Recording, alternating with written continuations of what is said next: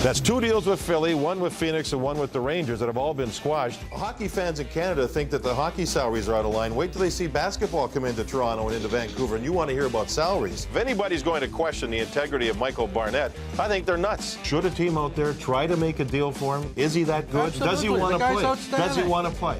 They do not have the right to overrule the video replay guy in the various cities if they make a mistake. To me, that doesn't make sense. The idea is to get the thing right.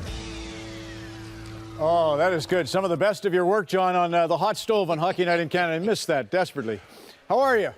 Yes, I do too, Ron. Thank you.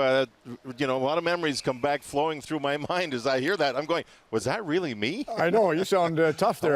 How are you? I obviously, I recall even we got our start together 84, 85 with John Shannon, Larry Brown, and doing all the Flames broadcasts while you were doing Hockey Night. But listen, first of all, we're talking just a moment ago here on the Hockey Night pre-show about how you moved Gaborik. There's no Nash, no Prospel. It was like, where would you find offense? And there's been plenty of it for the Jackets. So maybe explain that dynamic for your team, John. Yeah, Ron, the whole rationale was we have to look at our franchise with a big picture.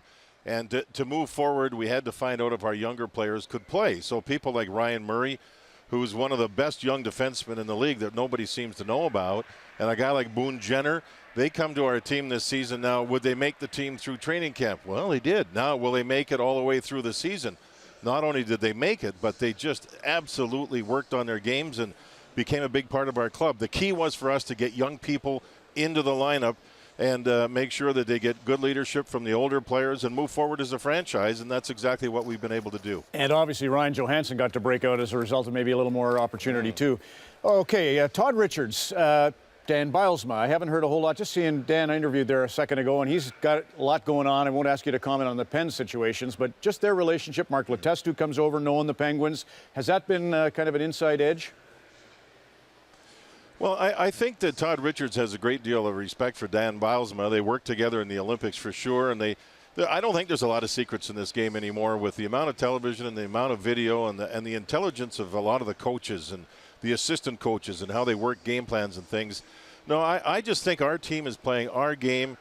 For last season, the shortened season, and this season we had slow starts. But the second half, we were as good as anybody. So I know that we're the little guy here, the underdog, without question. Pittsburgh's a tremendously talented hockey club. But I think we're a little better than we're given credit. The question was, would our young people be able to handle this? Would the older people be able to handle it? With Dubinsky and Jack Johnson in particular, they provided a lot of leadership for us. And we're right in the middle of this thing and playing pretty darn well. What's the key to the night? I think the key tonight would be watching Pittsburgh come out of the gate. This is a gigantic game. There's a lot of talk about their franchise, and they'll play well. They'll come out playing real well. Again, for us, it's another test. How will we handle it? And if we can get through that, I think it's going to be a great experience for our club. I want them to enjoy it, handle it, move forward, stay in it, and you never know what can happen. Well, let's go back to 1979, John. For a lot of us, we remember how you dismantled the New York Islanders. They had the Hart Trophy winner that year, Brian Trottier, was also the scoring champion. They had the big gunner Bossy, and they had Gillies on that line. And Bossy didn't score till Game 6. He was so frustrated, he wasn't even talking to the media, the New York Islander, after Game 3. And it was all because of you and goal, but it was also because Anders Hedberg and Walt Tkachuk and Steve Vickers were the shutdown line. I mean, you dealt with that same thing that Malkin and Crosby represent now. Yeah. So what was the secret to that? How did you do it? And how are you doing it now? Well, the one thing was with the forecheck, a lot of it. You know, Dennis Potvin, one of the greatest defensemen ever to play, we did a pretty good job on Dennis. We threw the puck into his corner, made him handle it, and then try to keep him out of the play before he could jump into it.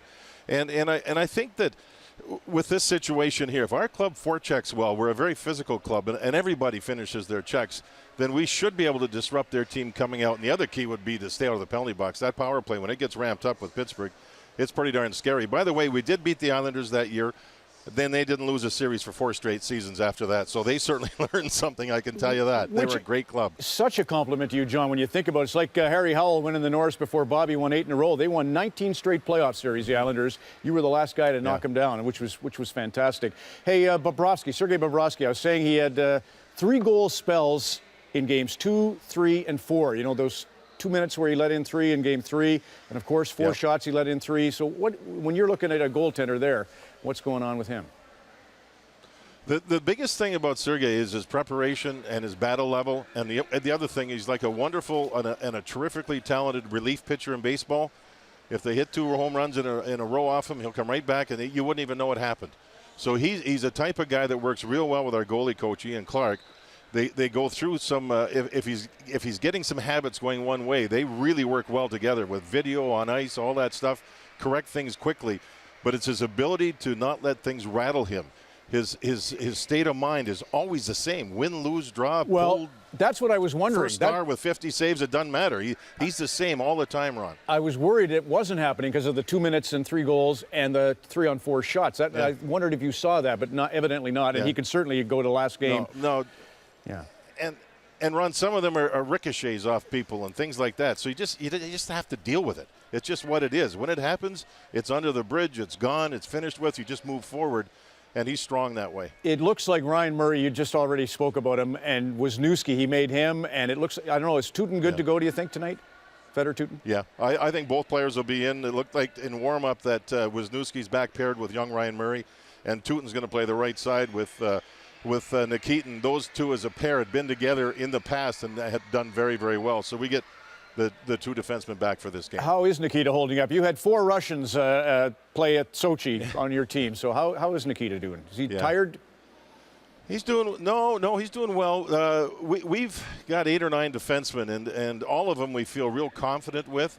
And it's interesting. We were wondering about certain players. How are they going to play? Is Nikitin going to play well? And then we said, you know what? The guy played in the Olympics with an immense amount of pressure on him on the Russian team. They didn't win any medals, we know that, but he went through that experience. So when you get into a playoff game, you wonder, can we rely on for the quick pass? Is the pass going to be tape to tape? What's going to happen?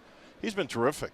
These guys went through so much pressure with those Olympics that's helped prepare them for something like this. You know, it's funny, John. I was going around the International Broadcast Center in Sochi. I know, by the way, do you remember Jarmo Kekalainen? You gave it to him on a hot stove. I searched high and low for that. But oh, yeah. All water under the bridge yes, now. well, I'm glad you didn't find it. But, you know, I'm glad you didn't find that one, by the way. He enjoyed Ronnie, when I went to St. Louis, we talked about that. We had a very frank discussion about that whole thing. Well, what it was about for the viewer that doesn't know is he said that the college system and maybe European system allows the guys to be better built. They get to the gym more. They're in better shape than the junior hockey players out west who are on buses and not.